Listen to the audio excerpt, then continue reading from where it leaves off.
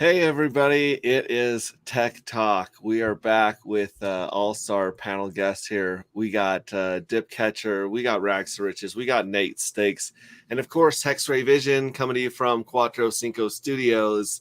How is it going, everybody? Doing good. Great. I'm great. Thank you for asking. Are you guys wearing your shirt that you guys picked up in Vegas? Oh, So I had one, but someone stole mine, and I had a Someone took 2017. yours. It might have been you, man. Yeah, No one. It definitely wasn't me.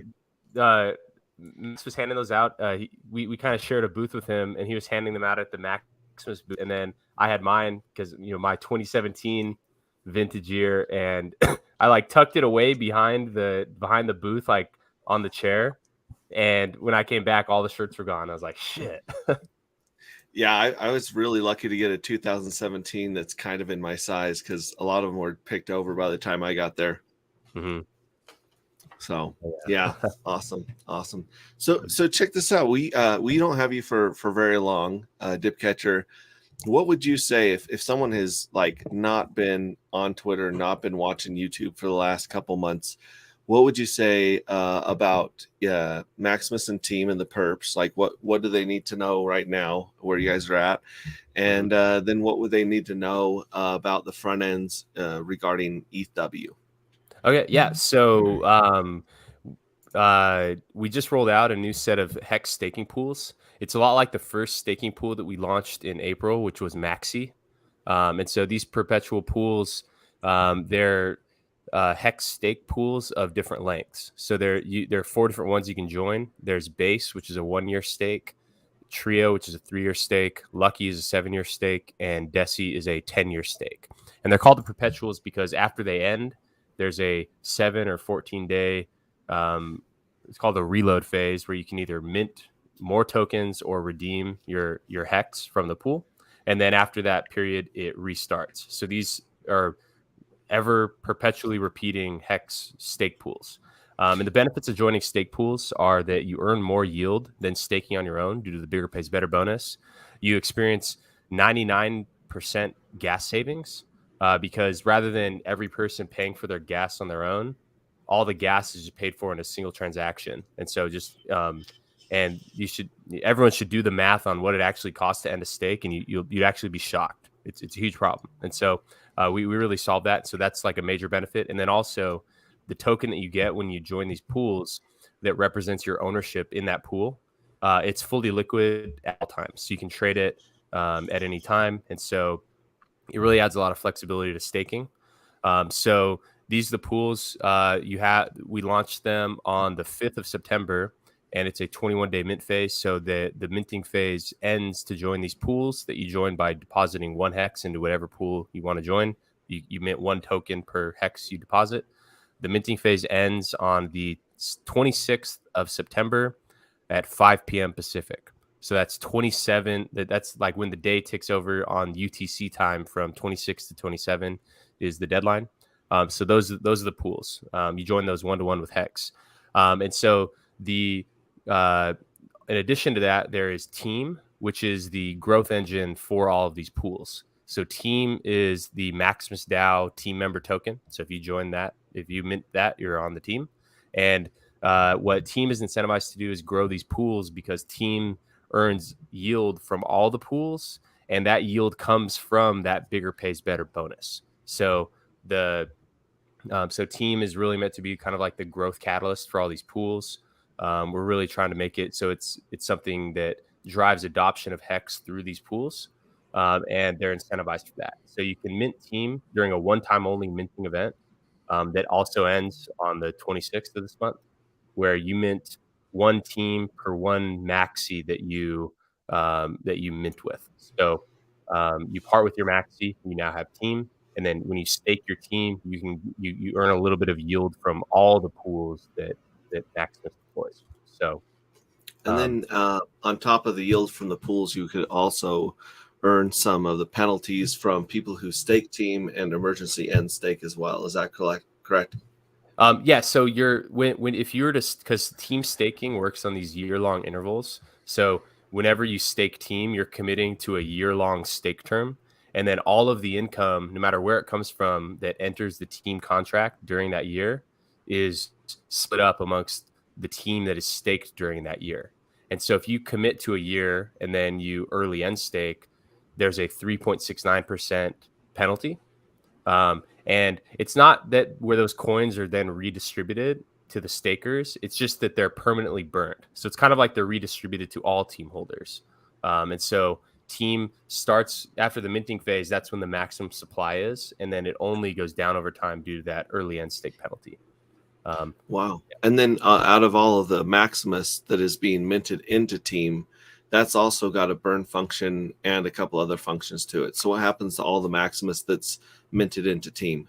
Mm-hmm. Yeah. So half of the maxi and also a copy of the team go into something called the mystery box, which is a total mystery. There should be no expectation. How could you have expectations of something that is a total mystery? So that's what happens to half the maxi, and then 30% of the maxi is put into something called the 369 maxi escrow, and that is just redistributed back to team stakers during years 3, 6, and 9. And it gets bigger each time. So in year 3, what comes out to be 5% of the total maxi is distributed back to team stakers who stake during year 3. In year 6, it's 10% of the total maxi. And then a year 9, it's 15% of the total maxi that was minted into team is just simply redistributed back to whoever stakes their team during those years. So that's called the 369 maxi escrow or 369 maxi rebate. It's kind of just like it returns the maxi to the team stakers during those years. And then the remaining 20% of the maxi is simply burnt. And so that it's like kind of like a virtual airdrop to all maxi holders, and it helps increase the value of that maxi rebate. And because when the maxi tokens are burnt, they are no longer calculated in the redemption rate where that at the end of the maxi stake that determines how many hex are redeemable per maxi. So yeah, that's what happens. Half goes to mystery box, 30% goes back to team stakers in years 3, 6, and 9. And then 20% is burnt. So that's like it's going to everybody in maxi. Yeah, I can see Nate like drooling over there. Like Nate looks like that meme of the guy looking behind the tree, all hungry, like rubbing his hands over there when you're talking about these different bonuses. And if you want to either change your Maximus into team, or whether you want to put your hex into the perpetuals, you go to maximusdao.com. Is that correct? And connect your wallet. So maximusdao.com is like the top site, and then to mint your perpetuals, the domain is that you can click it from maximus.com. It's perpetuals.maximus.cash, and then to mint team with your maxi, that is team.maximus.cash. Wow. And so don't fall for fake links. Yeah. And now technically all this stuff should be on ETHW, right? Yeah. Like it was all copied over to ETHW. And you guys are the ones working on a front end for that as well. Is that correct? Yeah. So, I mean, we added support. It took about 5 minutes the morning the fork happened to just add support to it. So if you have Maxi, or if you want to mint on the epow network, you can just go to here. I'll put this in the private chat so you can just add it. Okay. And in the meantime, we got Doug Griffith says mystery boss could dilute team stakers 3, 6, and 9. Yeah, it absolutely could, and it also could add more to those reward years. It's a mystery what happens. It's a mystery, Scooby-Doo. So yeah, and we'll be going over this a lot more later, but it seems like the only places. So yeah, here's this one right here. Let me copy this one and put it up in there.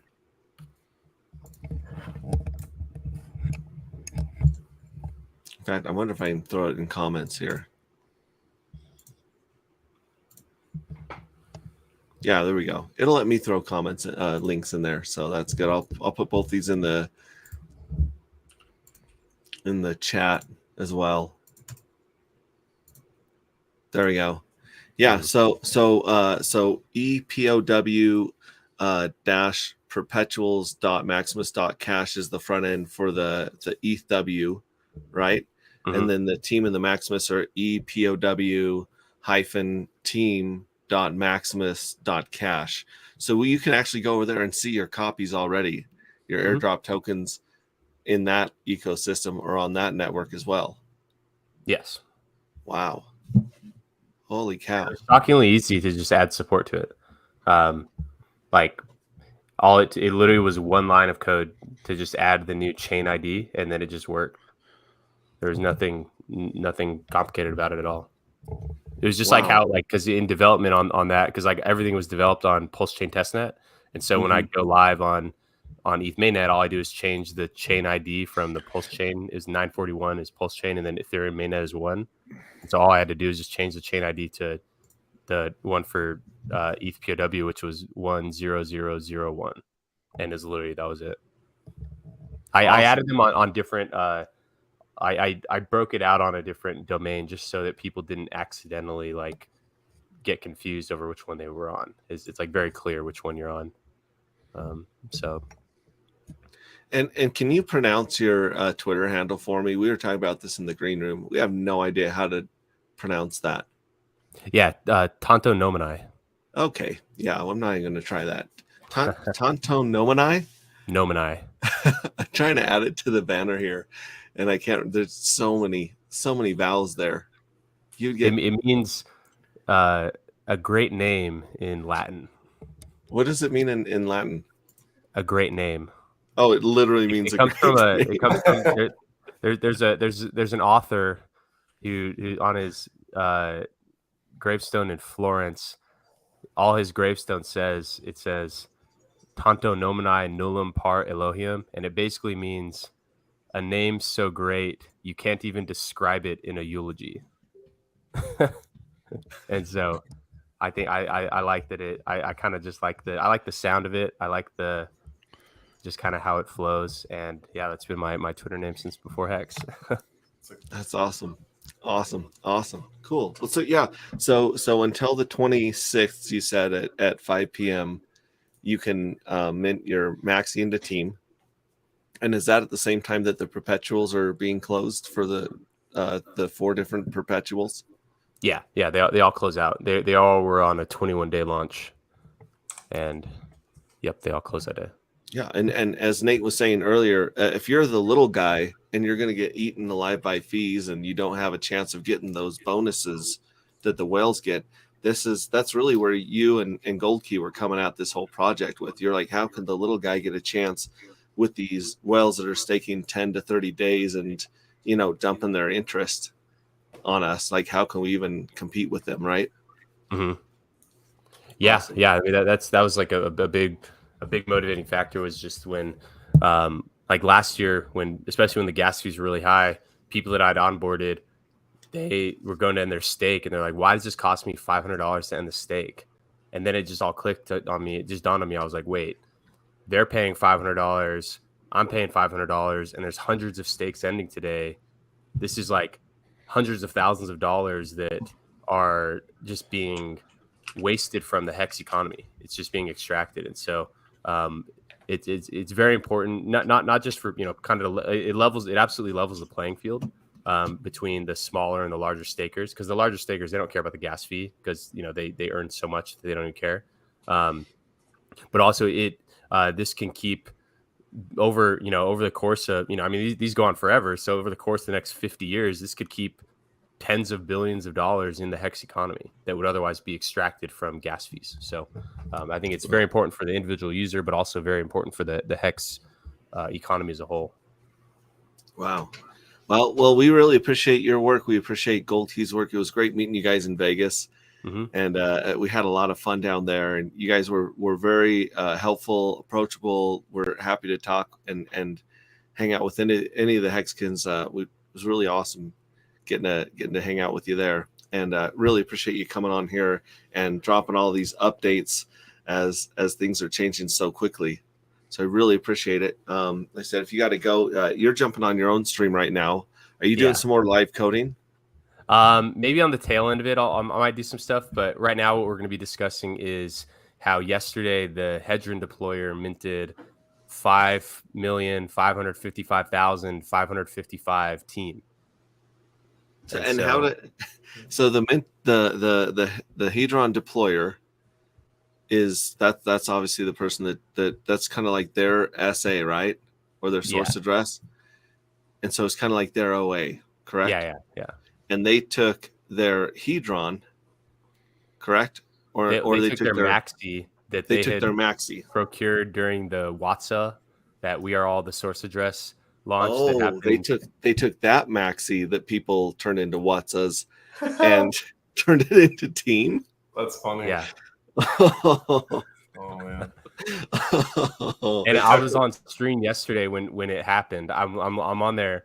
Literally, I was going on. I was just like kind of going on this rant. We're just discussing like the difference between like Bitcoin's inflation schedule versus Dogecoin's inflation schedule versus hexes, and just showing how they're kind of like three different ways a coin like inflation schedule could work. And then all of a sudden, I just go to Twitter to post this picture that we just made on stream, and I look and I'm looking at my Twitter bot that I had made for, it's called Maximus Minters. And I'm like, oh my gosh, this is the largest one. And I thought someone had spoofed the bot, because like earlier on the stream, I was showing how I made it. And I showed like on the screen, there was like the API endpoint that I used, that if someone knew what to send it, they could have spoofed the network, or they could have spoofed the bot. I was like, oh, someone just spoofed it. And I go and check, and I'm like, oh my gosh, the hedron deployer just minted. It was kind of a funny moment on stream yesterday. So that's over 5 million maxi that are locked up for at least a year. And if they emergency unstake, go ahead. They haven't staked their team. So they minted team, but since I looked last, they didn't stake it yet. So they minted their team. Mm-hmm. But even if you mint the team, that hex is off of the market. I'm sorry, that maxi is off the market. Well, yeah. So the 20% of it's getting burnt, 30% is being held for at least through that 369 escrow thing. Mm-hmm. And then the other half of it, that's in the mystery box, which is a mystery what happens to that. But, it's so a mystery Scooby-Doo. Yeah. So a large portion of it is off the market, but it kind of has been for weeks now, because when the WhatsApp launch happened, whenever that was, like a month ago. So it kind of has been off the market. And a lot of those coins actually originated from the maxi mint in general. So those coins have kind of effectively been off the market for months now. And now they're kind of even like further off the market. But yeah, it was just pretty crazy how that all unfolded yesterday. So that's what I'm going to be kind of going over today on my stream. Awesome. Well, all 24 of you that are watching, you stick with us. Yeah, stay here. And then watch his on replay. I need all the followers and watchers I can get while we're live. So go watch his replay. But thank you so much for coming over and hooking us up with all this, like just really giving us the bullet points and the cliff notes of what's going on. And we'll continue following you for sure. Of course. You and Gold Key. Thank you so much. Yeah, it was awesome meeting you guys. And yeah, we'll talk to you soon. All right. See you. Thanks again. Be good, buddy. Thanks. Man, how was that for like? I feel like we should all like repeat everything he said at like half the speed he said it, 'cause he went over an insane amount of information right there. Yeah, what's going on in their ecosystem. So wow, holy cow! Now let's get back to the ETHW chain, right? So the ETHW chain officially cranked and rolled out. What night was that? It was like 2 or 3 nights ago. Like at 11 at night. It was like 2 a.m. East. Well, yeah, 11 for you. Yeah. Yeah. So that rolled out, and really it just gave people a lot of weird like information for a few hours, like the APIs were, the APIs were having a hard time figuring out like which block was which. And they were, the GUI kind of spiked and then dropped and then spiked. So yeah, either way. Oh, and then Nate, also, you got the deck screener here for the proof of work. Yeah. So I threw that in there for you guys to look at just the top 10 to show that the Hex ecosystem is dominating that chain. I'm going to throw that into chat here. Shout out to all the people in chat really quick. We got We got Viber Finance. We got Red Squirrel. We got Rusty. We got El Merlos. We got Hex Cowboy. We got Samantha. Samantha's here to enjoy her wrench status on both channels. Rags. Completion Fails. Crypto Stylist, what's up? Crypto Heartbeat, what's up? Jerry Rafferty, the whole gang's here. Hex on Air, thanks for joining us today. I'm going to try pulling that up. Rags, why don't you try to explain? You've been following the ETHW and poking your holes in that emerging network more than I have.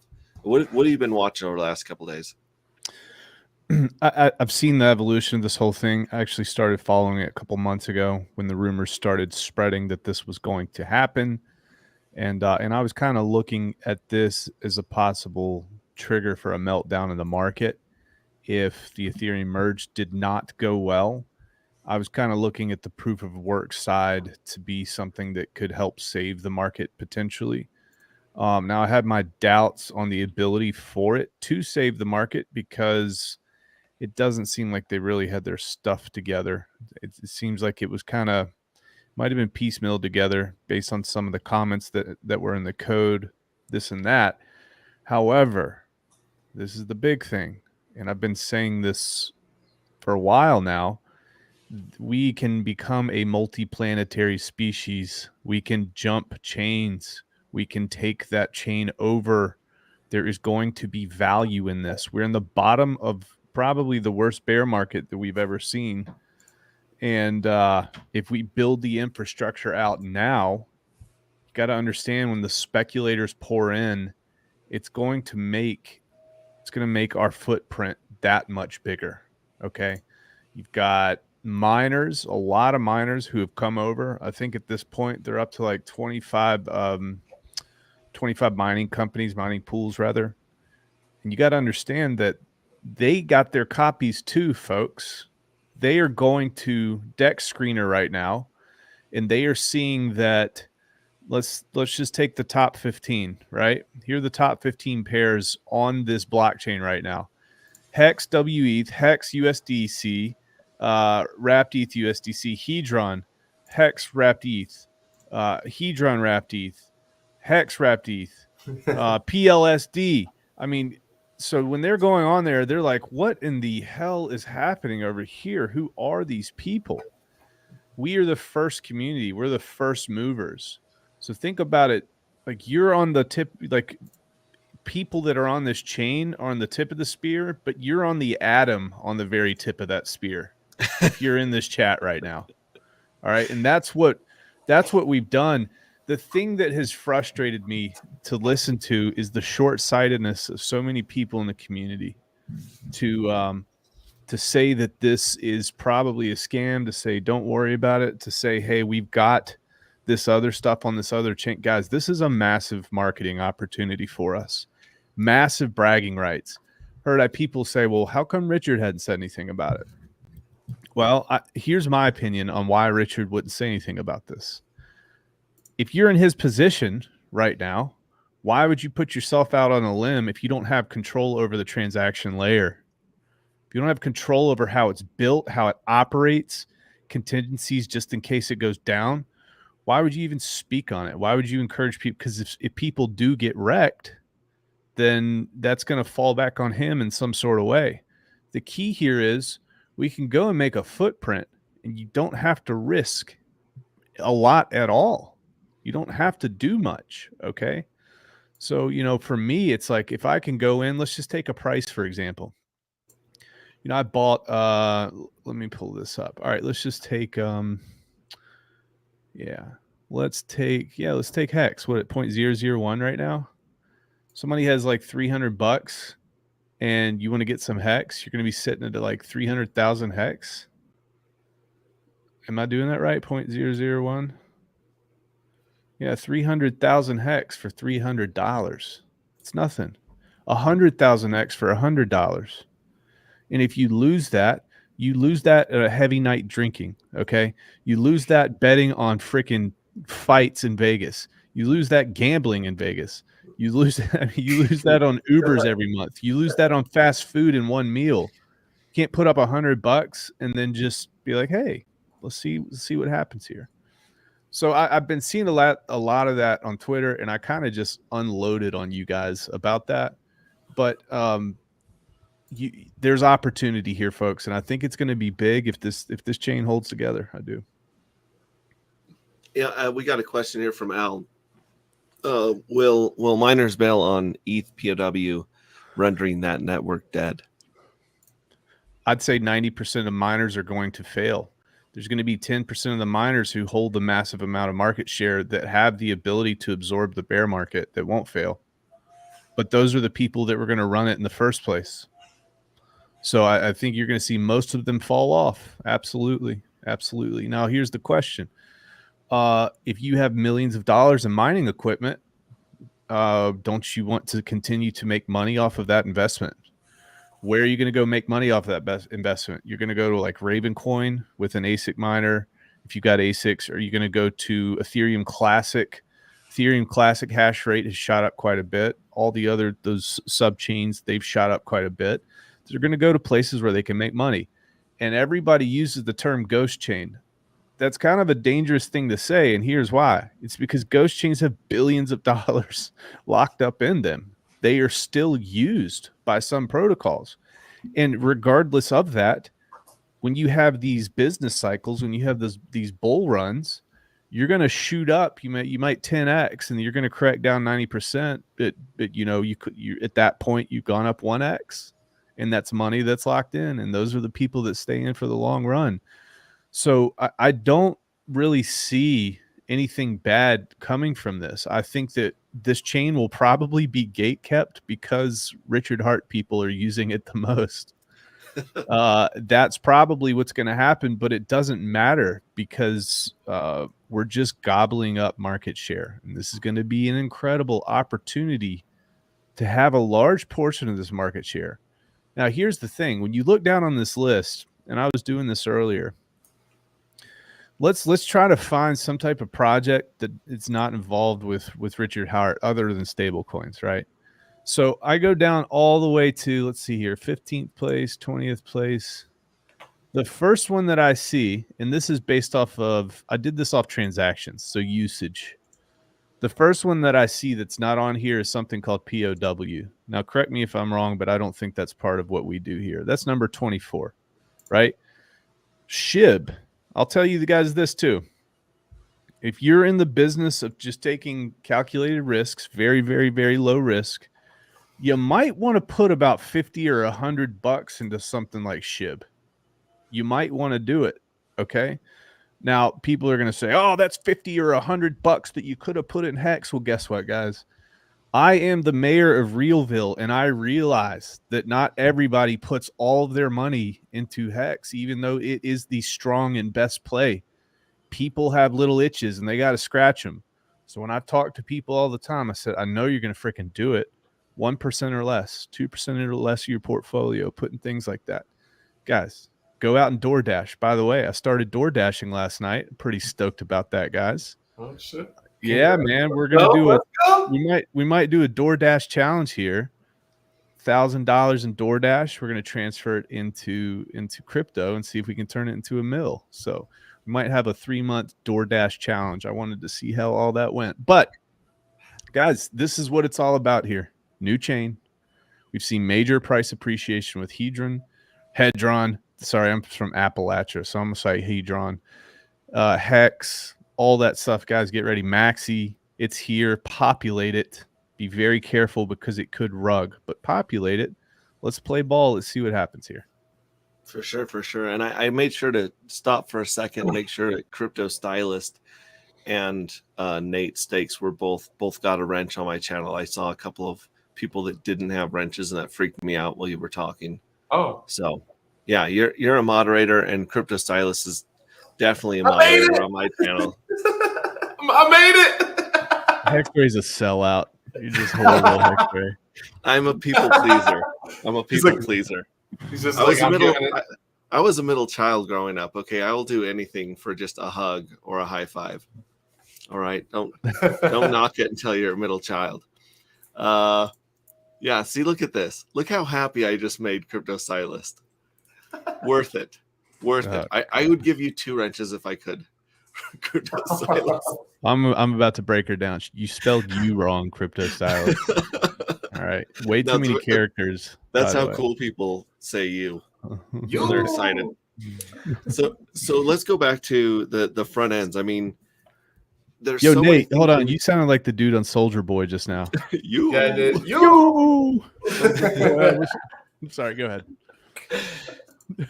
We take for granted all the crazy stuff that's been built on Ethereum over the last 7 years, right? I mean, while we were waiting for Ethereum 2.0 to come out, then you had all these people building Uniswap, DEXs, and then, of course, all the people from the Richard Hart ecosystem community building all of their projects, websites, front ends, multiple front ends for hex.com, right? And here was actually, this is something that that Alex tweeted earlier today, was the app.icosa.pro/apps/hex, because some people were having trouble with the hex.win app. Stopped working for me today too, actually. And so he was throwing up some more that you can go to the ICOSA front end and access your proof of work chain or your proof of work hex and stakes on that one. Is that correct? So both the Hedron ICOSA and the Maximus team group, they've both been building front ends right away so that people have access to their hex on both chains. What else do you think people need? Or what do you think else? What else do you think people need going forward as front ends to really get ETHW up off the ground? Besides just some miners running it, you need a DEX. It's all through centralized exchanges right now. Basically, I mean, I think there's one other one. I forget the name of it, but yeah, they definitely need a DEX. I think that someone talked about Funding Jim talked about this earlier. Is like they need to get a PulseX. I mean, obviously, no expectations of anyone working or developing. But it would be cool to have a front end like PulseX. Multiple front ends. That's very important. And the reason is if one fails, one of the biggest reasons why projects fail is because the one front end fails and they only have one. So you need, what do we have, like 5 that I know of, 5 or 6 right now that are used pretty well for Hex, for example. So we need people to get out there to build front ends for sure. Just make things stable. Yeah, we got a lot of middle child syndrome talk in the chat here. Samantha's middle child. Crypto Heartbeat is the middle of 8 children. First up, best dressed. I love that. And then BTFD is saying Khyber swap. So right now, is Khyber swap actually swapping all the tokens on ETHW? If they're not swapping, you have the ability to provide liquidity for the pair. You can always do that. You can set the first price. There's something with Khyber swap that says that they're like only temporarily going to be doing this. I don't know what's going to come out of that. One thing too that I wanted to get some ETHW, so I purchased some ETHW and I used what was it? ChangeNow.io. There it is. So I did a test just to make sure, just a small amount. So you send ETH to this address. It was kind of freaky and risky, just to let you guys know. Don't be dumb with it. So you send ETH to this address and you give them an ETHW address and they send you back ETHW. So I was able to snatch some up that way. But if you get wrecked and they don't send any back, that's on you. Yeah. Now, who would you think actually has this big pile of ETHW that's, probably taken a fee on top of it and selling all this ETHW? Well, think about these decentralized exchanges. Think about all the ETH that they held in storage, maybe in a hot wallet or not. They got copies of all that. So they've got this entire side. So people are giving them Ethereum and they're just pumping out the ETHW. You can buy on Kraken. Yeah, centralized exchanges too. The thing that I liked about this other one was this: there was no KYC. Vibra Finance says it's Matty Allen that's selling it all. No. That's funny. Yeah, Khyber had some message basically saying that they're not going to be doing it forever. So it'd be interesting to see. So more front ends definitely got to go up, more dexes. So what were they indicating that they weren't going to? It said basically it was like a notification when you go on there. It wasn't saying that it wasn't going to do it, but it basically was saying that it was going to hold Ethereum 2.0 as the main one in the coming futures. But I know KG, the internet money guy, he's on with Khyber Swap, I think right now or tonight at some point. So we'll know. We'll have those answers.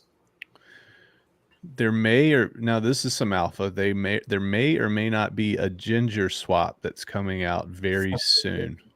Oh. And I am not associated with it whatsoever. Well, besides being telepathically connected to whichever Ginger created it. Oh, the word. Yeah, it's like we have to go on our Ginger pilgrimage every year. Well, you guys are like Ginger the Borg. Mecca. You're all sharing one entity in consciousness, right? And one soul. One soul. One rented soul. Consciousness. Yes. We want to assimilate the world. Resistance is futile, except I think on our Punnett square, we're bottom right with 2 small R's. So that doesn't work very well. Just to let you guys know. Yeah. Now what's the advantage of creating something like a swap or a front end or forking a uniswap? Would you be the first one to go on and get a piece of all their liquidity as a provider, or just the liquidity providers going on there and putting it out on there? Well, I mean, why do we have street cleaners in a city? It's so people don't get sick ultimately, right? Why do we have garbage removal? Why do we have any type of service in a community? It's to make things better.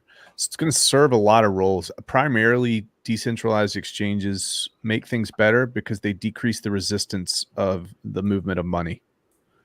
So when you have decreased resistance spread across a large surface area, then things tend to grow quicker. People are happier. Plus, you have competition in the free market, things of that nature, and that can only bode well for a burgeoning chain as well.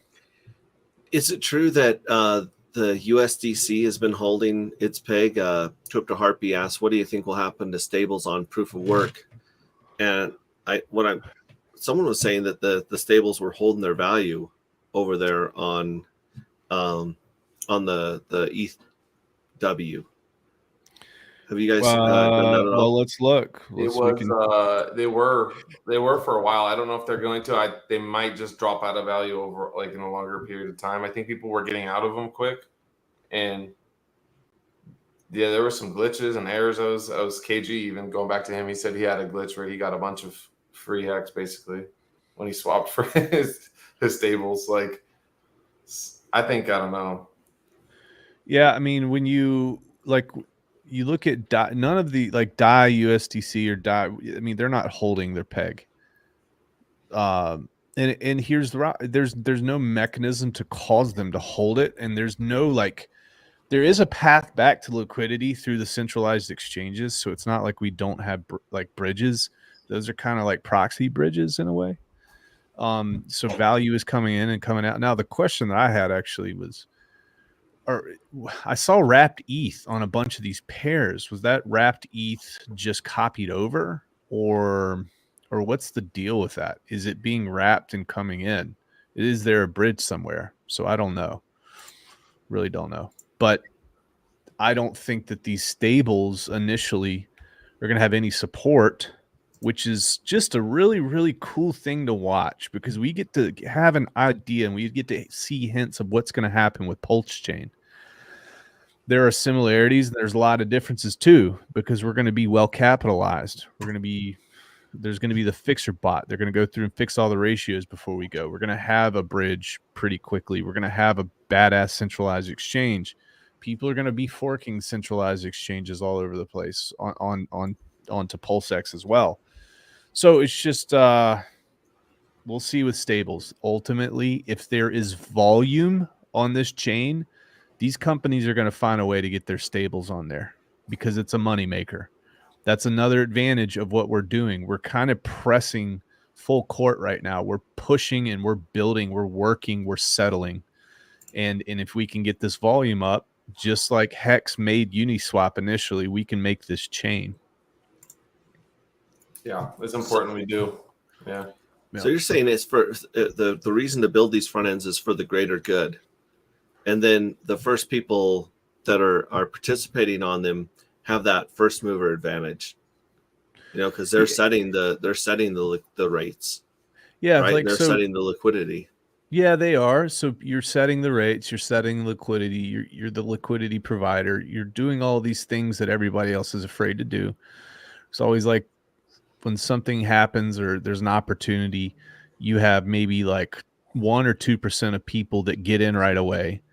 And then you have like the next 20% are looking to see if those guys get wrecked. And if they don't get wrecked, then they pile in. Once that second portion of people come in, everybody else comes. So it's like scientifically studied that that's how that works. So right now, I think we're kind of in that phase where it's obvious, we can see there's only 1 to 2%. There's not a lot of liquidity on here. So everybody's just like, are these guys getting wrecked? And then once you have the top influencers and then Hex and Richard Hart's ecosystem say something good about it, then everybody else will go in. Yeah. Nice. We got Tin Top. We got Bitfinesse here and Bugs also in the chat. Shout out to you guys. Bitfinesse says it's not delivery, it's Dumperinos. Just saw that thumbnail photo. Damn, no bear market for comedy. I don't know what's funny about that thumbnail photo. I think it's fire. I think it's beautiful. No, that was hilarious. I thought that was very creative. Thank you. We got Tin Top. We got RG3 coming in to give us a nice pirate. Captain on deck. Yeah, there's just what do you guys think we're going to see going forward in the next 2 weeks as far as front ends being built and more miners coming on? Because, a lot of the big bad miners, they took their ball, they're going home, right? They can't, some of these smaller coins like Raven and other coins, they're not going to give them enough buck for their bang, right? They're not going to be able to. I'll never say it that way again. Bang for their buck? Yes. Buck for their bang. I don't know. No, they want bucks. Banging butts. For their bangs. Oh. I think if we know one thing, I'm really good at analogies. So let's just calm down.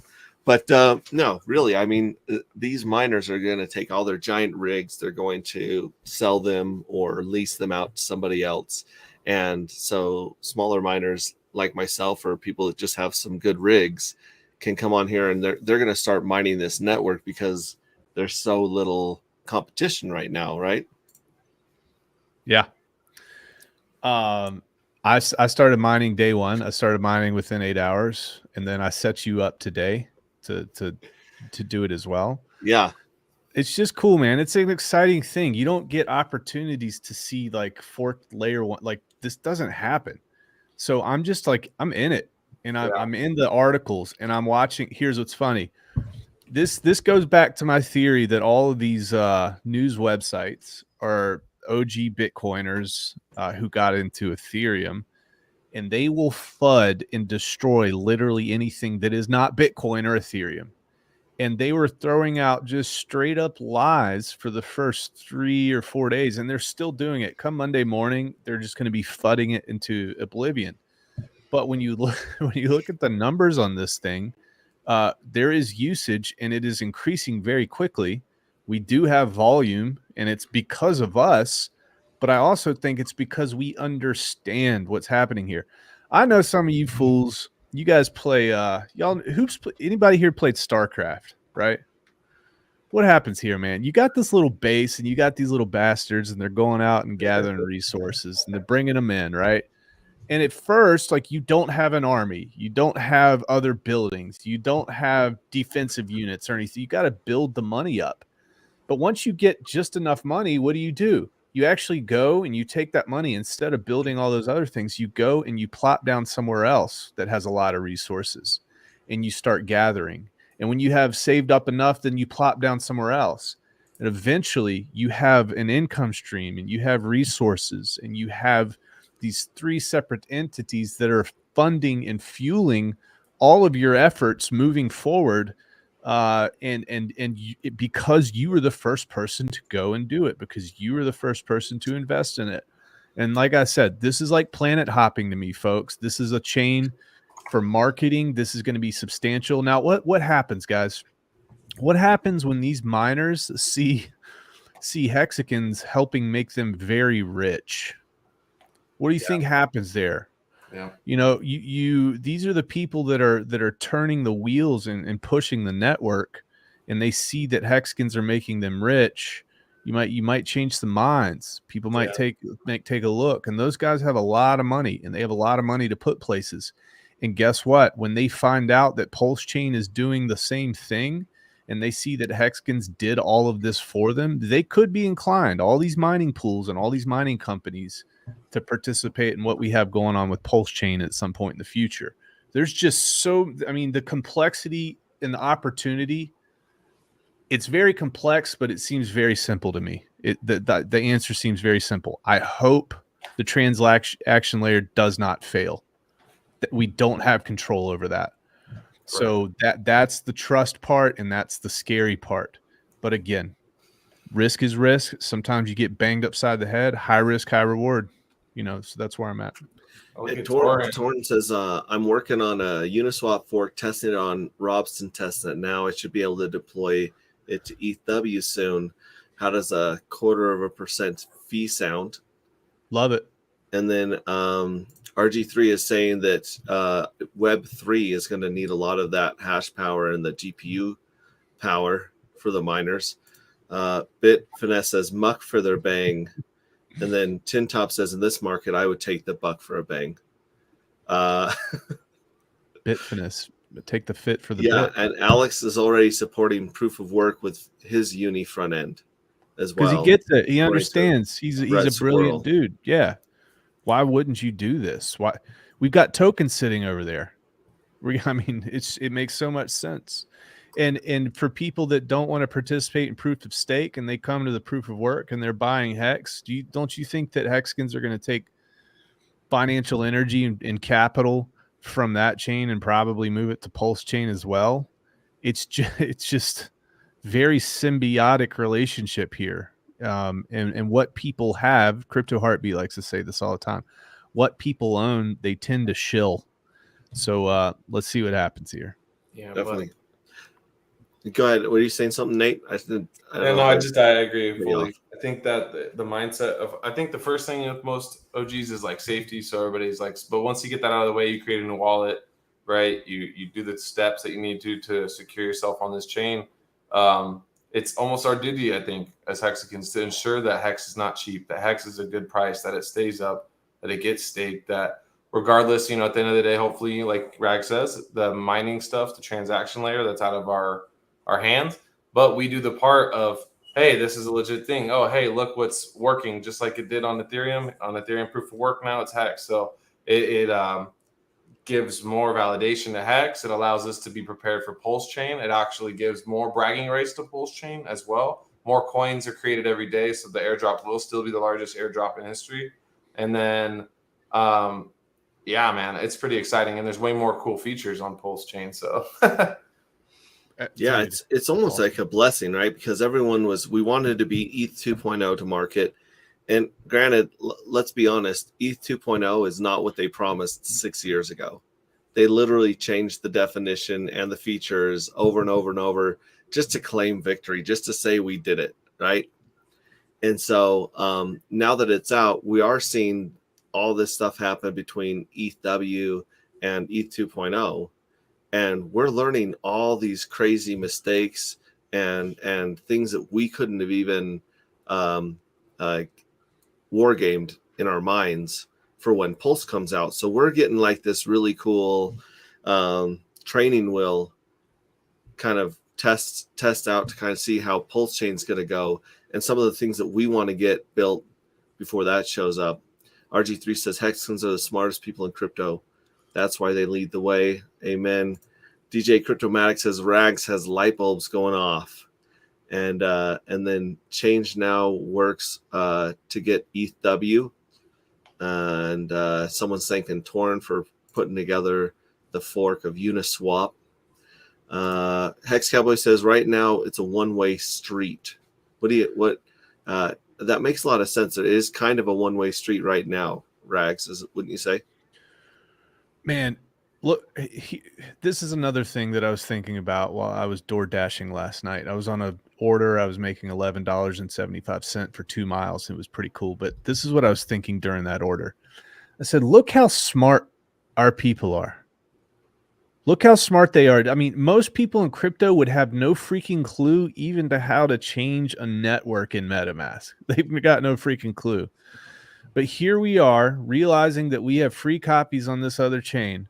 We're going in, we're interacting, we're finding ways to be able to purchase ETHW. We're finding smart ways to kind of move capital around, to get things settled. We got creators and leaders in this space that are creating front ends and creating the ability for us to interact with these things.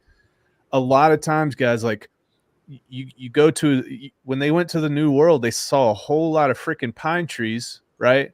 Those pine trees didn't turn into skyscrapers by themselves, right? We got the pine trees. We got these tokens sitting over here. Let's go freaking turn them into something, man. That's how I feel about it.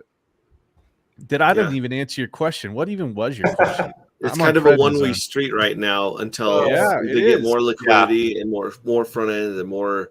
It's really about participation, right? Go build, people. And if you're a part of a community on Telegram or whatever, go pressure whoever's the leader of that community to get stuff built. Go push them, right? Just practice risk management.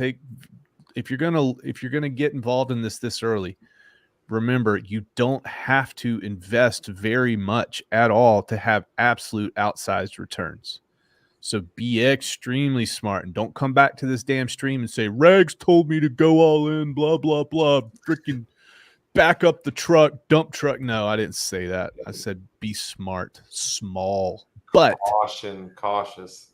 But when we have a lot of people doing that, cool things can happen. I see really cool things that happen with this. I'm unapologetic about it, and I've been unapologetic about it for a while now. So opportunity, this is what it's at. And this doesn't mean that you're not loyal to what's happening here. We're enhancing what's happening here, folks. Got to see that.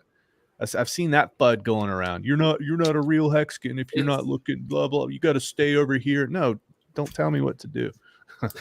I'm helping you out. Don't tell me what to do. Tintop says, Brandon kicking science knowledge in my ear holes. Sounds a little aggressive. RG3 and a lot of people are saying safety first. Yep. Tintop says there's no token sitting over there. Stakes and positions, so it's dry powder for Pulse Chain. So as people's stakes end, you will see a lot more liquid hex over on ETHW, right? Yeah. Once we want less monetary friction. So once we build out the infrastructure, once we put the street cleaners in, and once we put the parks and rec in and all that, it's gonna get easier. It's gonna get better, and it's gonna grow faster. Everything's on a parabola with crypto, these chains. So infrastructure is everything, hash rate, everything. So get out there. A couple of measures you can take to make sure you don't get, lose your money over there is, number one, use a test wallet, right? Create a whole new wallet, a whole new account, and hook that up to the ETHW chain first. And the other thing you can do is double and triple check the contract addresses, because you know that scammers are going to be over there creating fake hex, fake maxi, fake everything, and selling you some made up tokens instead of actual copies of the hex and the maxi, right? Yeah, that was very important for me. So what I did, I went in and verified on the Block Explorer for ETHW. I took my wallet address from Ethereum. I went in the Block Explorer and I verified that my tokens were in there without actually having to use my Metamask to log in. So that kept me safe. Once I verified that, I added a new wallet on the ETHW network, and then I used that website to send in ETHW. So I used my ETH to purchase ETHW, and they sent it to that new wallet address, and now I'm good, right? I can play around. I can do what I want to do here. I can use front ends. I can go to Akasa. I can stake and do, whatever I need to do. So very important, especially if you sacrifice with some of these wallets. Very, very important to probably not try to access those until we're sure that this transaction layer is solid, and that actually takes a while. Just don't risk it. Don't risk getting wiped out somehow. Now, I'm not technically minded. However, I always assume that there's a way to get wiped out with something like this. So don't even risk it initially. Just wait for this thing to establish itself and let the market grind it out and create calluses. RG3 says ETH 2.0 is a crypto hand job with sandpaper. With sandpaper. Danny Boy sees his liquid hex sitting there. I was asked if this is Richard Hart on the wall behind me. Close. Danny Boy's using the DGen wallet to test things. And they're asking Hex Cowboy if he's getting in and out of Kraken just fine, because I guess Kraken people are getting some there. Torrin is going to look into the replay attacks to see what's going on, because there are people worried about replay attacks. Can you explain what a replay attack is to people that don't know what that is? Yeah, I'm gonna pull up. They had a whole thread on this. Oh, and what was the name of the place where you checked your balance without hooking your wallet up to it? Oh, the block explorer. It's mainnet.ethwscan.com. I'm gonna type that in chat here. Yeah. So mainnet .ethwscan. Okay. Charlie Oscar Mike. Charlie Oscar Mike. Boom. Yeah. I'm pretty sure I spelled that right. We'll see. The Dipcatcher did a live stream yesterday or the day before and verified that the replay attacks can't happen because he tested the theory. All right, so it says they detected that exploiters were replaying the message, the call data of the proof of stake chain on ETHW. The root cause of the exploitation is that the bridge doesn't correctly verify the actual chain ID, which is maintained by itself of the cross-chain message. So the exploiter, and they gave the wallet address, first transferred 200 wrapped ETH through the Omni bridge of the Gnosis chain, then replayed the same message on the POW chain and got 200 ETHW. As a result, the balance of the chain contract deployed on the POW chain, and that would be drained. Apparently, and I'm just kind of going through this on the fly. Let me read this for a second more, and then I'll come back in to make sure. Yeah, Torrin's saying it looks like a bridge attack instead of a replay attack. Yeah, it was a bridge attack. That's what they're saying here. And I'll give you the link to the Medium article from the security company that audited this and is following it. I'll put that in chat.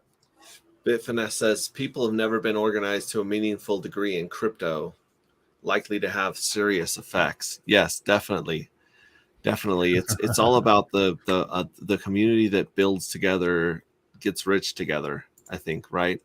Moby says I got 27 T-shares last night for $90, dipped to 00049 while I was learning.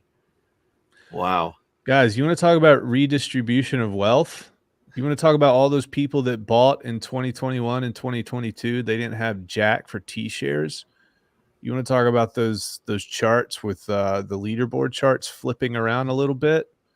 Well, you're having a redistribution right now, and it's because people are risking a little bit to make quite a bit, potentially. We'll see what happens, but this is what this stuff looks like. This is risk tolerance at play, and risk tolerance can equal success in some cases. Tin Top says, to clarify, everything was already set to task over there, making money on both chains from the start.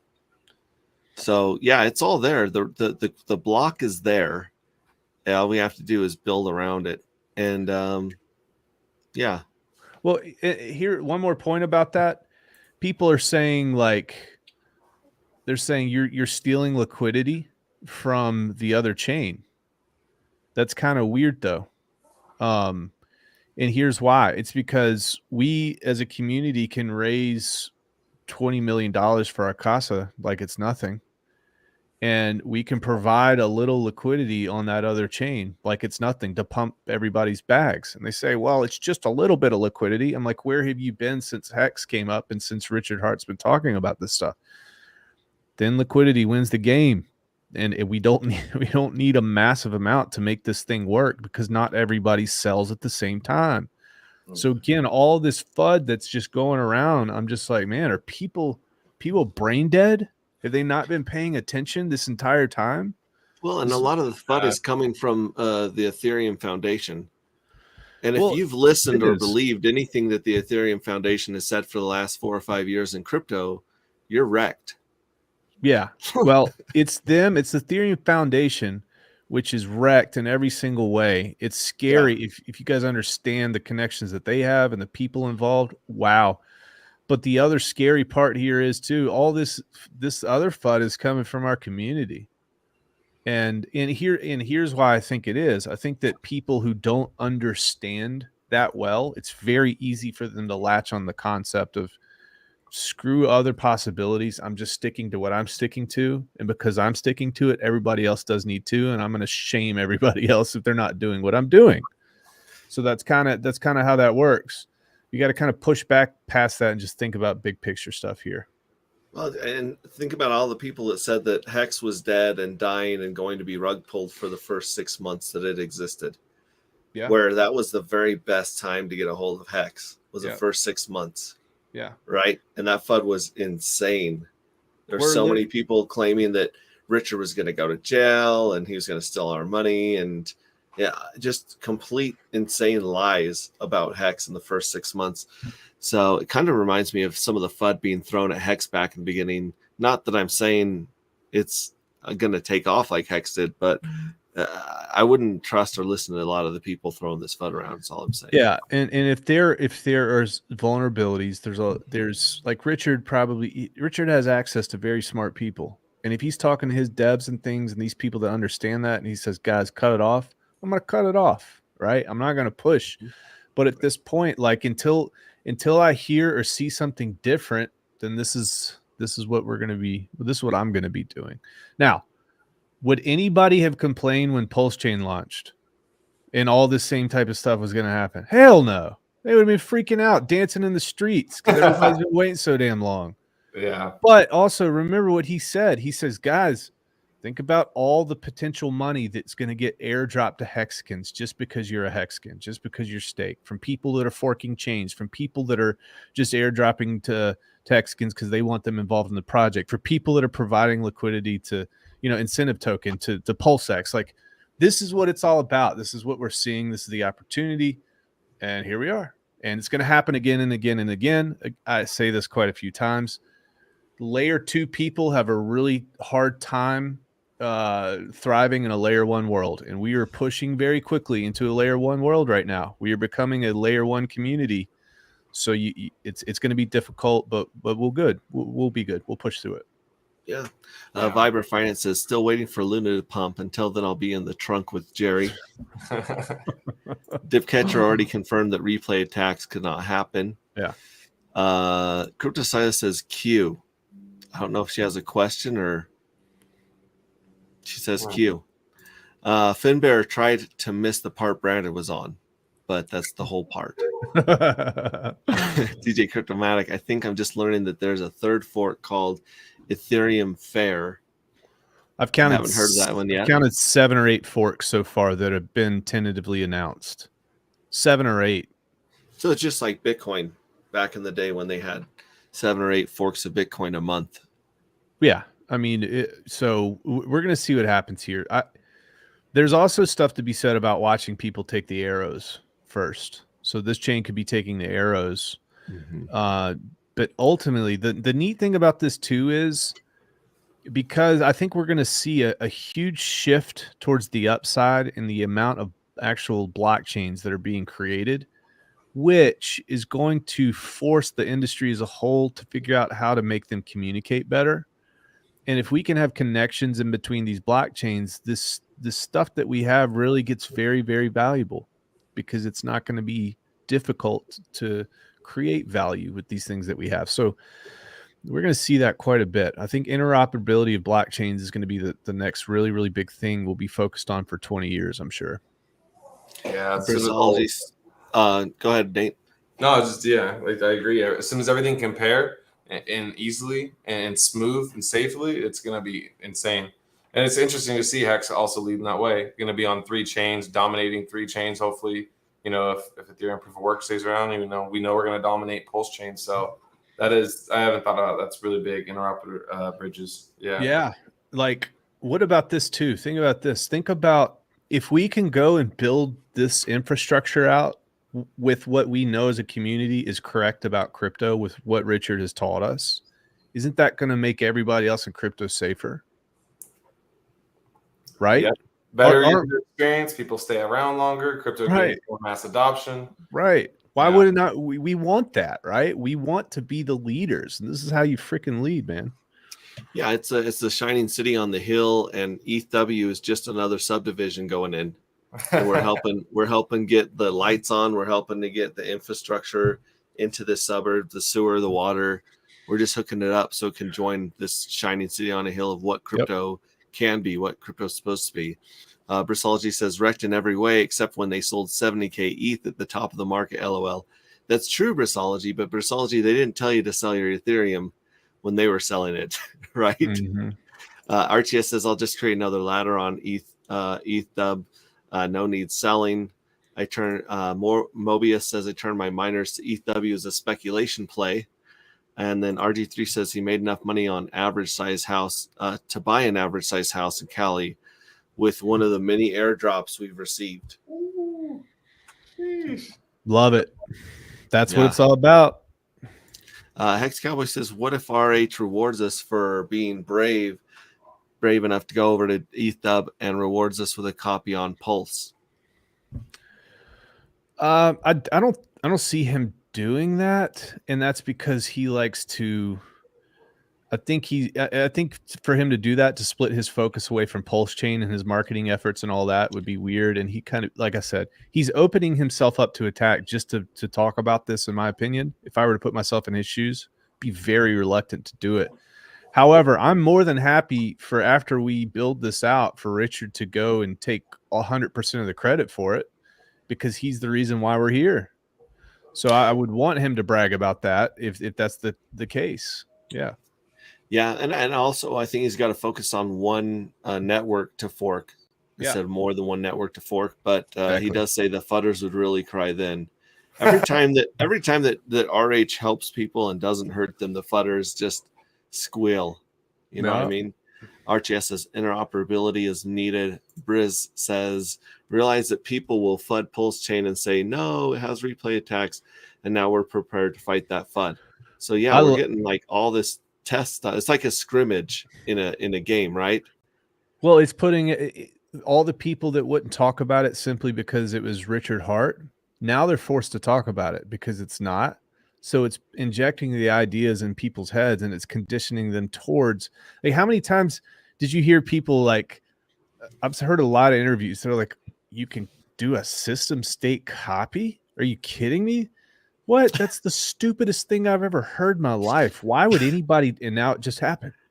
And now everybody's like, wait a minute, it's happening. Okay. It's okay. It survived 3 months. Now it's 6 months. Now it's a year. Oh, wait, something called Pulse Chain's coming out. And all those projects that got in early on ETHW did really well. Maybe I'd want to hop on Pulse Chain now. This one took all the arrows for Pulse Chain. That's the cool thing about it. Yeah, Red Squirrel says the gingerness of Brandon's beard is glorious today. And Hex on Air says, Red Squirrel, he has a red squirrel under his chin. It's almost like people are writing haikus in chat here. Crypto Heartbeat, where can we swap for Hex on proof of work? Khyber swap. Khyberswap.com. Khyber. And then go to, I was telling people this is extremely risky. Now, I'm not even going to say it. I'm not going to say it again. I do it because I don't like KYC. But there is a website that you can go to that I mentioned earlier in the stream. You guys can. Is Khyber swap KYC or no? No. Okay. Yeah. Question. No hate. Just curious. Why would the community pump money into a new fork instead of just putting that money into what we have now? Is it for a quick buck? Yeah. Nate, what do you think? I mean, my view on it is just quick. It's the fact that Richard Hart has said he doesn't want to. Doesn't want to see any cheap hex anywhere. That's one thing. You know, that's I think why people are focusing, putting their economic energy, plus the opportunity, plus the ability of marketing and showing that we are the strongest community in crypto. So I don't think it's like, you know, like we're saying, don't put, you know, your whole bag in there. Don't connect your sacrifice. There's a reason why that Rags is saying all these things, because it's like it's a speculation play, and we have to let things pan out over time. And you know, people could treat it like a quick buck, but there's no point to. If it's a free copy, free money, why don't you just do what we've been trained to, stake and chill, and let's boost that up. Let's make Hex even greater. It's another opportunity for people to be, you know, what are they going to say? Oh, now Richard Hart can literally say, okay, well, Hex dominates on 2 chains, about to be 3. Like, that's very strong talking point. And yeah, I think that's a big thing behind it. I think that the OGs and stuff and people that are starting to realize, like, oh shit, like, this is legit. It's hanging around. You do it the right and safe way, we can really make a push for Pulse Chain and Hex in general. Definitely. I would say if you're not wanting to put your money into the ETHW chain, a lot of our communities putting sweat equity into that chain, because we would love to be building all of this stuff on Pulse right now, but Pulse isn't ready for all this stuff to be built on it. So we might as well take all of our intelligence and our sweat and our community and go build out and learn a bunch of mistakes and a bunch of tricks from ETHW while we're waiting for Pulse Chain. And so I would say, even if you don't want to put some money over there, you can either learn how to do some of this stuff, how to fork some of this stuff, or just how to provide liquidity. And like I said, it's basically like a test run for Pulse when Pulse launches. Yeah, I mean, I'll say this: it's Mr. Rafferty. It's the best marketing tool. What's better for marketing? Let's just say a sacrifice phase where somebody for 90 days makes $10 million, or the actual chain launching and having a price chart.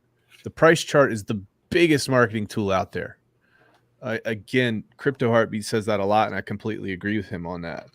I will say this too: if we've got about 70 to 100,000 people in this community that are actually active, that means we probably, in our community, probably a lot more. I'll just say on the very low end, $10 billion that are just hanging out that we have access to. If people in our community can go to a WhatsApp contract and just blindly lock it up and pray that it appreciates in value at some point, which we think it will, but if they can put $22 million or $20 million into that, guys, there's not even anywhere close to $20 million on this chain right now. And it wouldn't take a lot to, again, create that footprint. It would take a very, very small amount, just a lot of people participating. So it's just footprint, guys, footprint marketing, being able to see these pairs show up all over the internet simply because they're involved with this decentralized exchange on one part, or involved with this bridge, or influencers are looking at this and they're creating videos and they're saying, look at the top 25. And they're like, Pulse, Hex, dude, it's so crazy. Also, yeah, you don't know who's going to, new people you don't know, you would assume that they would go to regular Ethereum, but you don't know what chain they're going to be introduced to. So, you know, you never know. Different parts of the world, regulation and all that good stuff. So it's very important. I think that Hex and all that is on top. A lot of people accidentally bought ETH Classic during the last bull run because they didn't know the difference between ETH Classic and Ethereum. I was probably one of those. And maybe. You could have made a ton of money buying Ethereum Classic and letting it pump by people who didn't know the difference and selling it at the top last time. Moby says he saw a tweet that a lot of people were asking about Hex on the Ethereum W Twitter Telegram group, and then the ban started after mentioning Hex. So they're like, don't talk about Hex here. And it's like, we're the only party in town. Like we're the only community with a real pulse with real people. As far as I'm concerned. Briz, that's a good point he brings up. He says almost 5 million in Hex penalties today. Good daily payout. But how many people decided to end their stake early this year or in the past 2 years? What if we just took 1% of that and went over to this chain? Come on, you got. I mean, people end stakes and just burn $1 million like it's nothing, or 100,000, or 5 million. So I'm like, come on, there's no excuse. I don't think. Yeah, and Khyber swap is a DEX, so that's why there's no KYC on there, correct? I don't know. It's just the feds haven't caught up to him yet, probably. Satoshi Hexamoto, hit the likes. Thank you very much. I got to give Mobius a wrench here. He's white. Can't have white people in the chat. We're all about diversity and turning everyone into Smurfs here. Briss says steak and chill. KCW, my brother. I only trust Hexicans who admit they have a little degen demon in them. That's right. That's part of it. Part of the reason we found Hex was we were, looking into stuff that other people wouldn't look into. Right? Well, Richard used that against you. He did. And he says, I mean, that's the playbook. That's what he said. Red Squirrel says, where do you think the profits will flow to? Personally, back to Pulse Chain. I was thinking about that too. Like, think about this, guys. So, Nate, I'll ask you, then I'll ask you, Hexray. So let's just say there's 5 forks, and you've got Hex that's on all of those forks, and it's pretty expensive, or it's all parity. You're not going to want to, like, would you want to balance all that Hex on 5 different chains, or would you want to put it on one chain? At that rate, at parity, I'm probably in my mind instantly say I want to be on one chain. I'll probably be on faster, safer, more secure, Pulse chain at that rate. I think it goes back. So what do you think, Hexray? If Pulse chain exists, then that's where I'm putting most of my weight and most of my attention. But until it exists, I'd rather that Hex be on 100 networks right now. Like if Hex was over on Polygon and Maddox and all these other Binance, then cool. There's just one more place for you to stake your Hex and run it and avoid the fees when Ethereum, inevitably, does what they do, which is take everyone's money and crank the fees up. Because I mean, honestly, the theory that I heard that makes the most sense is this ETH 2.0, the reason to switch away from proof of work, and I believe I think I heard this on one of your streams, Brandon, was they're not doing it to save the environment. No, they're not doing it because they love Mother Earth and they're a bunch of like green hippie tree huggers.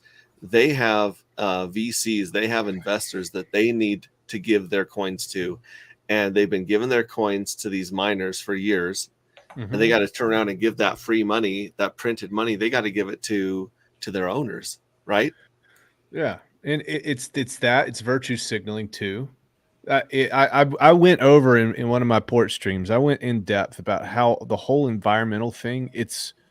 I think personally, this is my opinion. I can't put words in the man's mouth, but the hot topic right now is ESG. It's environmental stuff, right? It's climate change and this and that. So one of the things that these Marxists and socialists used to attack people's personal freedom inside of crypto is they spun up this BS about how it uses more energy than a whole nation state and this and that. But they didn't mention Wells Fargo Bank and Citibank and all the printers that they use inside, and all the lights are on 24/7, and the huge light that they have out front, the LED light that shines a million, who knows what it is. And then all the servers that they have underground, and then all of the cell phones that are plugged into all the sockets and every single, come on, get the heck out of here. They don't say anything about that. Did they include all the fines that they paid for money laundering to drug cartels? Bingo. They what about didn't that? Include that, did they? Probably not. Probably so not. Then when you look at that, you realize, okay, it's an attack. And instead of fighting the attack, they spend money to overcome the objection and make the attack go away. So I think that them shifting to ETH 2.0 was one way for them to overcome the environmental crap so they can move forward, which kind of, if you want to make business products out of something, you don't want to be involved in some type of business venture that has this ball and chain hanging around its wrist. So they cut that off. They spend a lot of money doing it. I think Vitalik understands. I think that when you look at how all that works and who's in charge of the hash power and this and that, it's a business move only, because Ethereum's not going to cause the planet to die. All right. I'm just going to say that right now. It's not going to freaking do it, guys. So that's what's happened in my opinion. Right. Yeah. Viva Hexco says put new money in new chains because T-shares are priced in hex, not dollars. So if you are able to go over and scoop up a pile of this hex on ETHW for 3 zeros and a 1, 3 zeros and a 4, and you're able to get those, then that's going back in time, right? Like that's going back to day 34 when a T-share was 65 cents. Yeah, there's going to be parity eventually. Eventually, there's going to be parity, folks. So right now is the time. Crypto Summer asks how to claim hedron on ETHW, and I have that up here somewhere real quick on my banners. Icosa and Alex, they've put up, they've connected or done a front end for the ETHW there for hedron and Icosa. So if you go onto the app.icosa.pro apps hex, then that'll go on to like claiming your hedron over there on ETHPOW, I believe. Good job, Alex. Thank you, Alex. Thank you. That's what I'm talking about right there. This community is insane. He's the man. He says, wow, almost 5 million in hex penalties today. Good daily payout today. Let's see, what is the daily payout today? Has anyone got that handy? I'd figure you do because you sleep and tweet about it Daily 5 times payout a day. You wake up. 6.387 hex. Nice. Per T-share. You say 6.38? Yeah, 6.38. Man, I'm going to have to change my pants. That's going to be about 24,147 hex. That's going to cost you about $806 right now. Nice. And then here's another one, Torn, t.me /Ethereum proof of work _ official. And who is it right here? Right here. Torn says there's been quite a bit of hex talk in the ETHPOW Telegram channel that they are on, which is that one that he just right here, t.me Ethereum POW official. Wow. And then so the dump was an early emergent. Looks like it was an EES. So there's an emergency end state today for a giant dump, big old penalty. ETHPOW is dead on arrival unless ETH miners can import a bunch of stable coins and create legit bridge to ETH mainnet.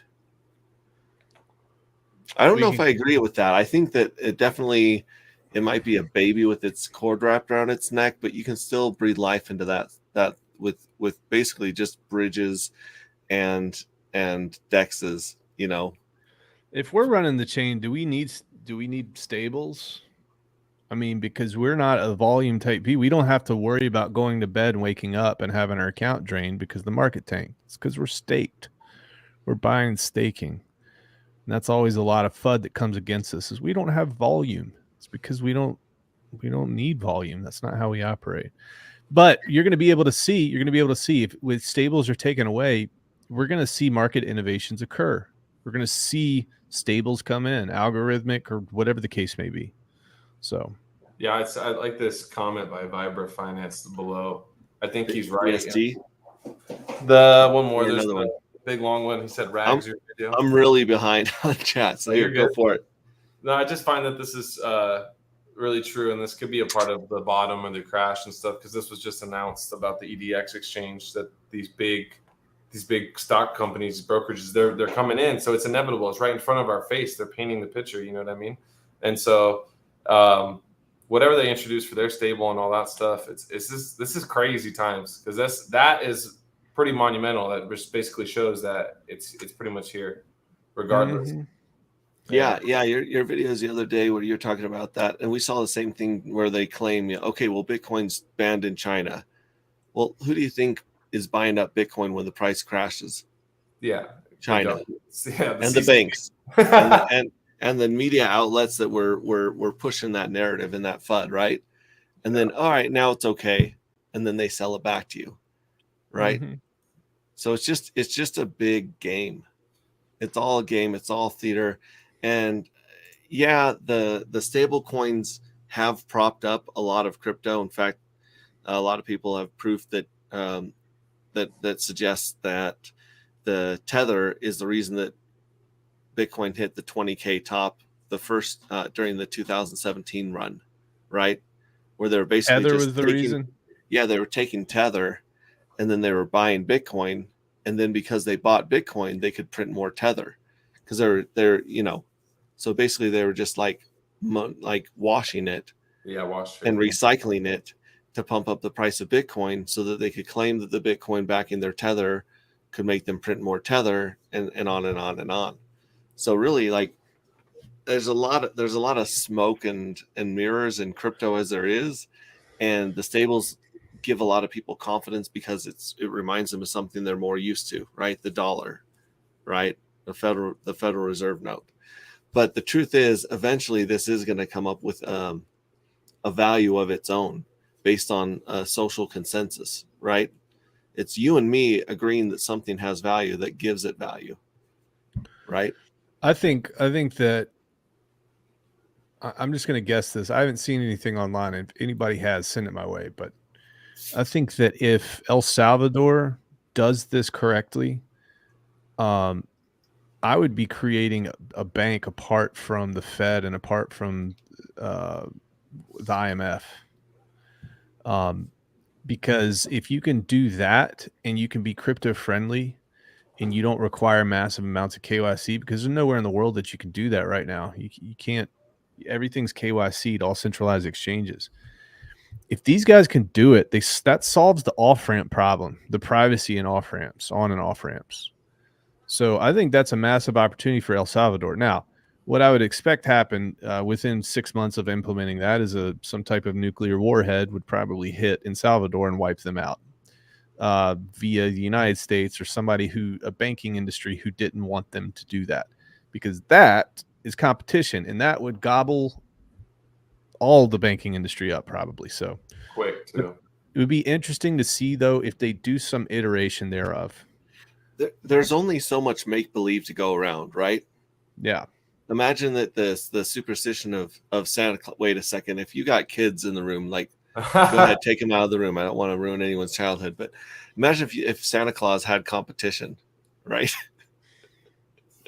like there's only so many toys and like energy to go around Christmas to back the whole Santa Claus narrative, right?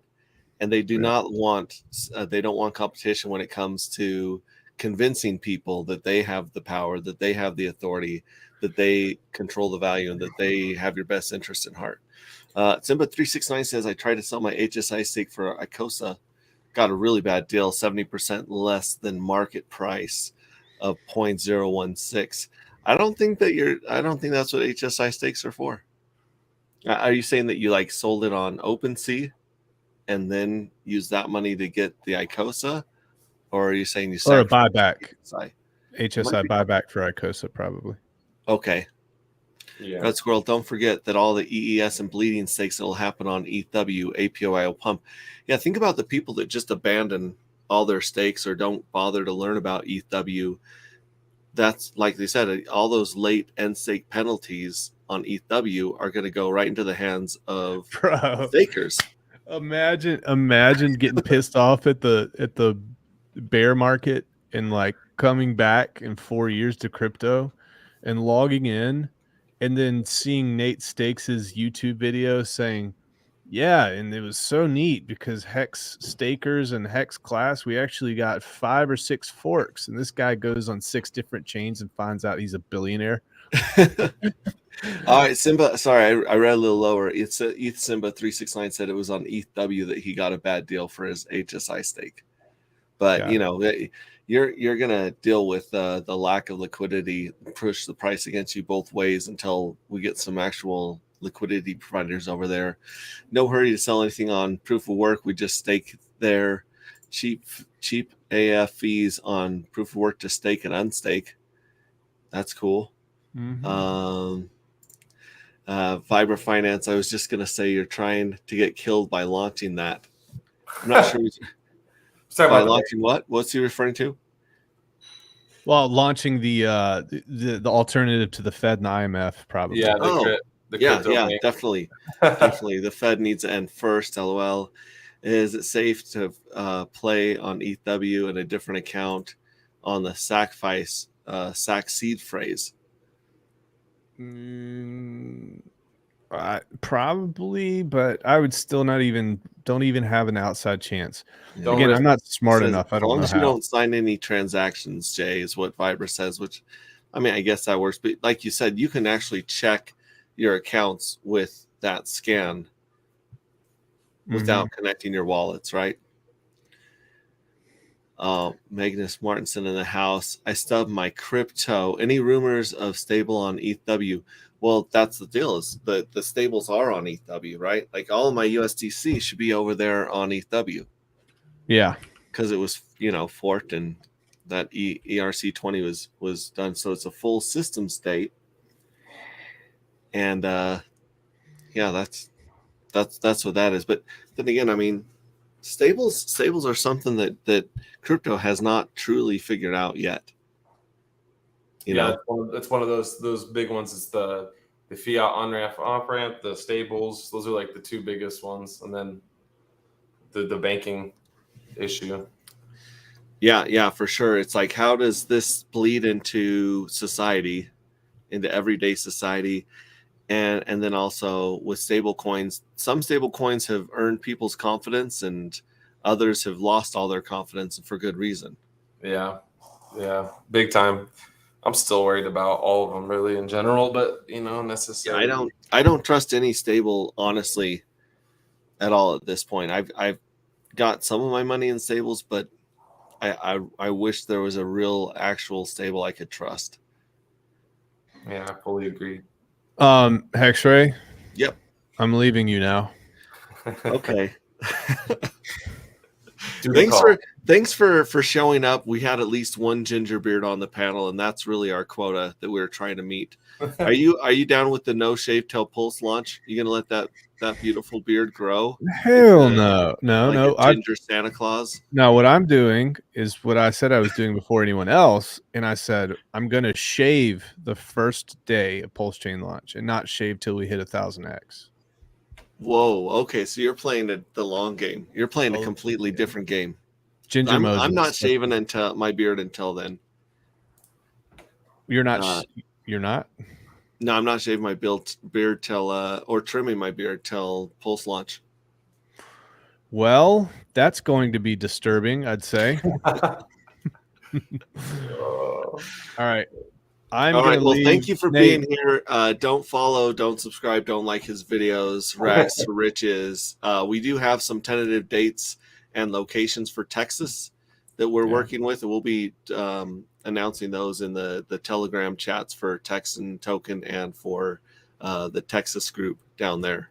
I'm excited for that. We're going to go to, I think, Hexray, 5 or 6 cities over the course of 2 weeks. And that's going to start at the beginning of October, probably Dallas, October 3rd. And then we're going to spread the good word about crypto. We're going to spread the good word about Pulse Chain Hex, Texan. We're going to speak to a lot of no coiners and anybody in those cities or near those cities. Just stay tuned to my Twitter or Hexrays, and we'll go from there. So very exciting. Yep. All right. Well, have a wonderful weekend, and we'll talk to you later, bud. Okay. Goodbye. Bye. Peace. All right. Celtex says USDC is not to be supported on any fork, which USDC may not support, like Circle may not support it, but that still doesn't stop degens from trading it back and forth and giving it value on those forks, right? Yeah, that's what's been happening. I think it's just been the degens. Yeah. And Crypto Heartbeat says, I'm unable to swap for Hex on Khyber. Strange. That is weird. I haven't tried the Khyber thing yet, but like I said, I would love to go on there with $10 or $100 and just get a truckload of Hex and stake it, because I mean it's got the same T-share ratio, right? Like 24,000 Hex for a T-share without the bonus.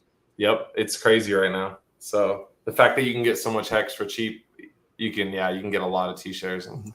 RTS saying Liquid Loans stable will be good when it happens, in my opinion. I hope so. I really do hope that Liquid Loans comes in and gives us a stable coin that can actually hold up under its own weight. That'd be great.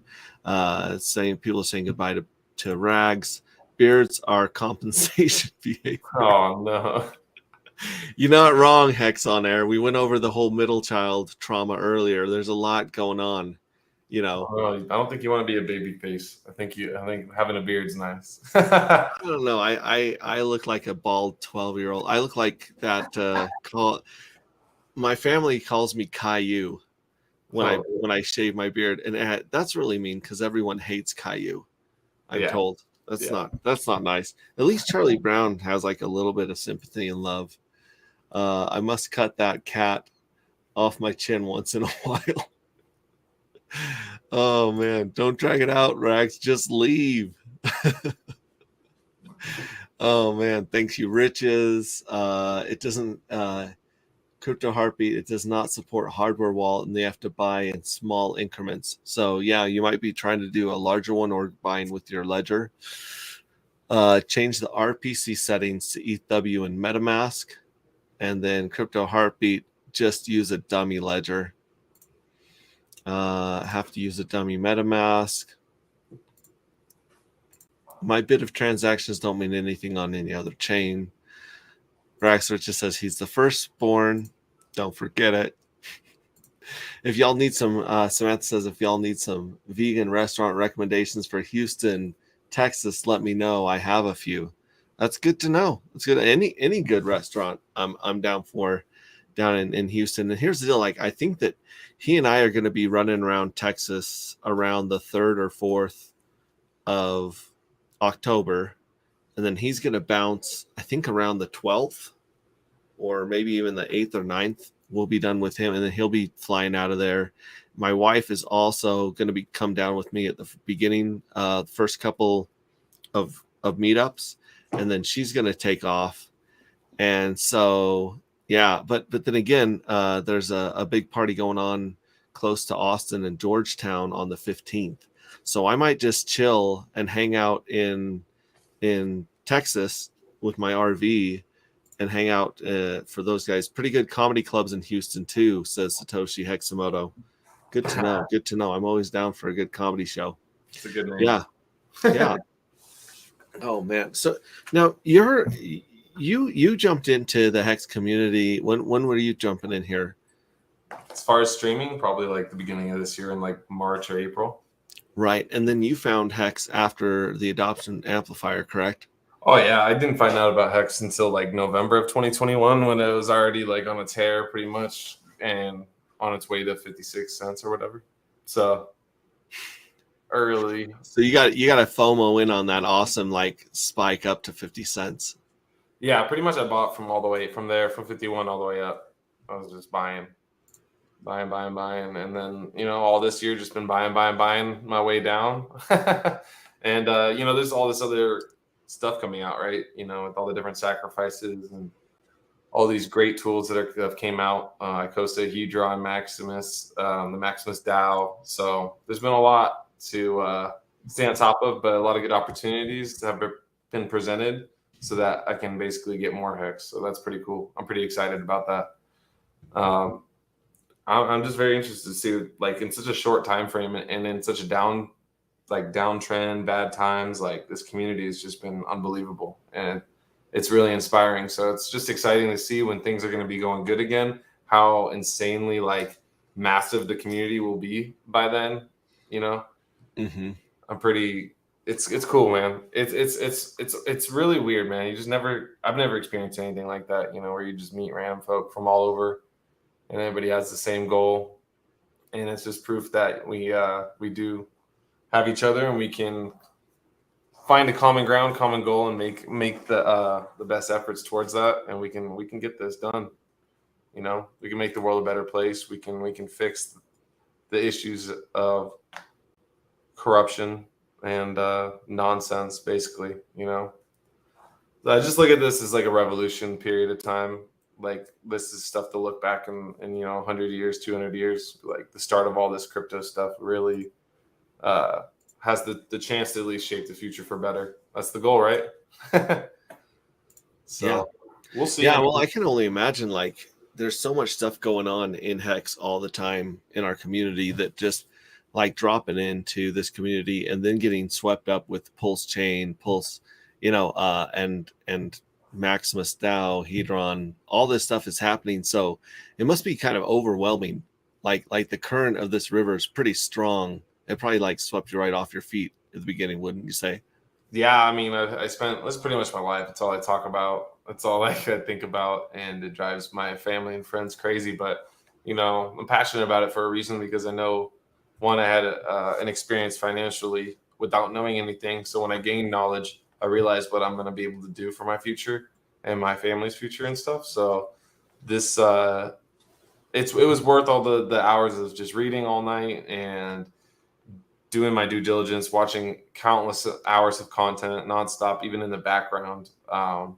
It didn't just happen. I didn't just understand. I had to make the mistakes. I had to keep an open mind and be willing to sacrifice sleep sometimes. And I still work, right? So I still work like a full-time job. I'm out there, trying to, make the most I can out of my situation, take care of my bills and all that, my livelihood. I still like to have fun, and I'm still young. I like to do stuff. And so, yeah, it's all about balance.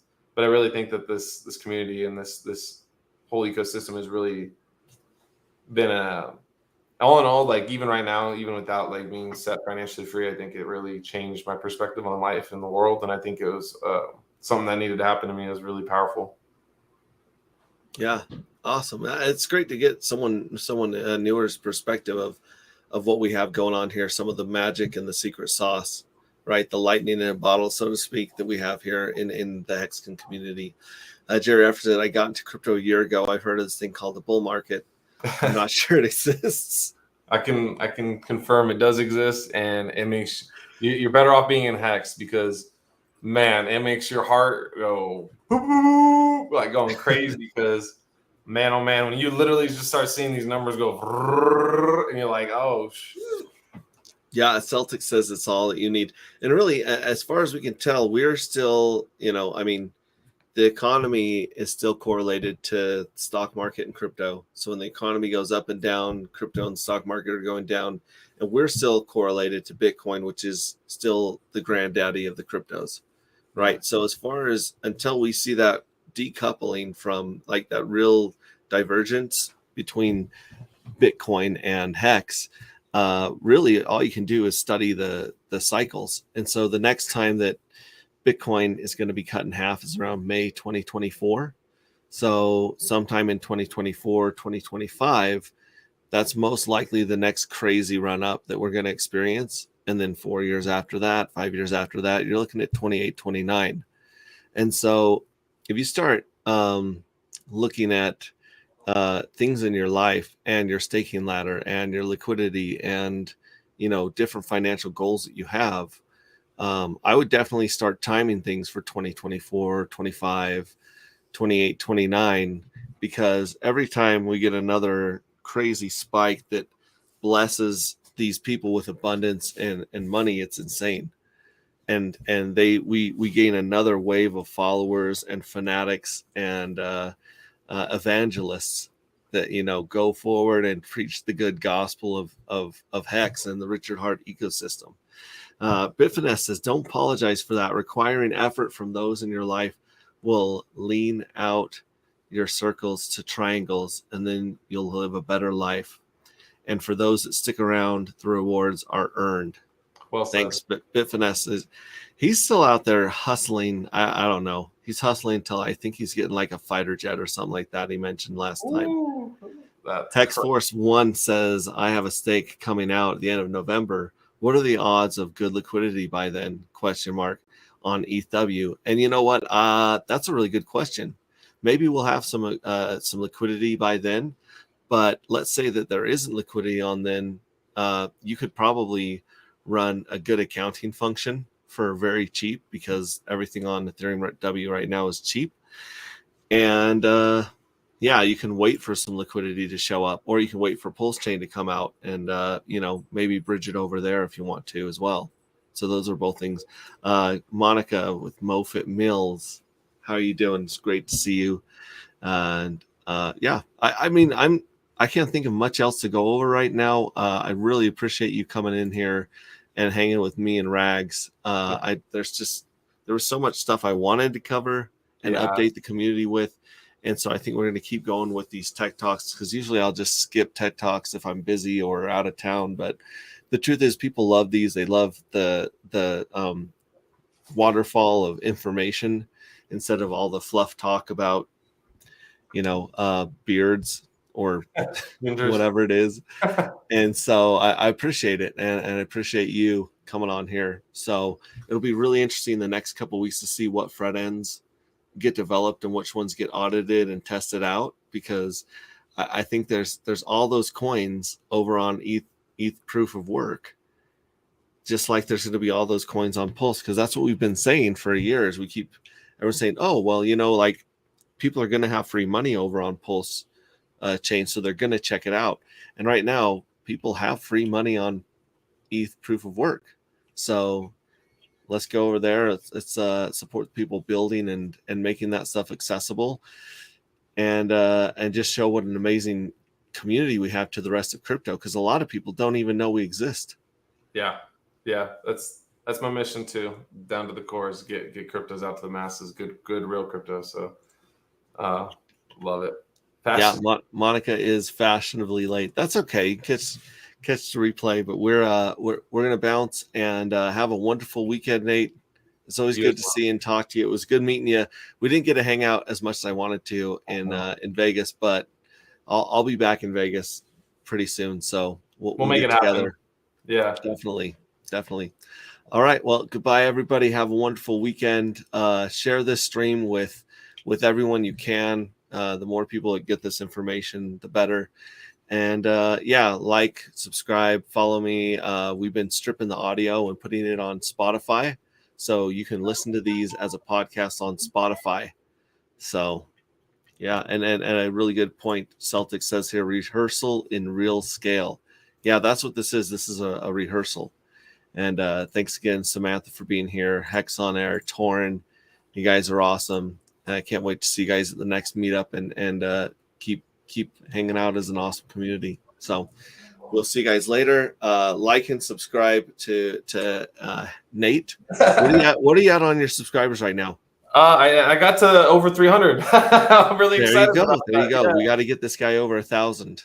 I love it. Yeah. So Nate Stakes on YouTube, Nate Stakes on Instagram. Those are my prime resources right now. We'll know over time it might change, but yeah.